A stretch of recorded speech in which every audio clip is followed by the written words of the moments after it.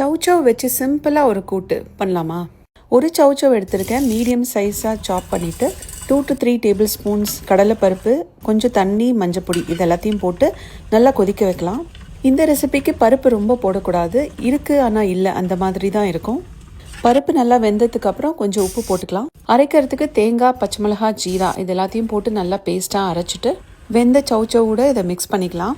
இப்போ இது எல்லாமே சேர்ந்து ஒரு கொதி வரட்டும். அதுக்கப்புறம் கடுகு, உளுத்தம்பருப்பு, பெருங்காயம், கொஞ்சம் கருவேப்பிலை போட்டு தாளித்து கொட்டினா நம்ம சௌச்சவ் கூட்டு ரெடி. இதில் ஒரே ஒரு டிப்பு, கடலைப்பருப்பு ரொம்ப வேகக்கூடாது. சுண்டல் பதத்துக்கு வெந்தால் போகிறோம், அப்போ தான் இந்த டேஸ்ட் நல்லாயிருக்கும். கடலைப்பருப்பு வேண்டானா இதே ரெசிபி பைத்தம்பருப்புலையும் பண்ணலாம், ரொம்ப நல்லாயிருக்கும். ட்ரை பண்ணி பாருங்கள். இன்றைக்கி லஞ்சுக்கு ரெட் கேபேஜ் போட்ட கறி, அப்புறம் நம்ம பண்ணியிருக்கிற சௌச்சவ் கூட்டு, ஆவி பறக்க கொதிக்க கொதிக்க சாதம், அது கூட கொஞ்சோண்டு நெய், இது கூட காரசாரமாக வெண்டைக்காவும் அப்பளமும் போட்ட வெத்த குழம்பு.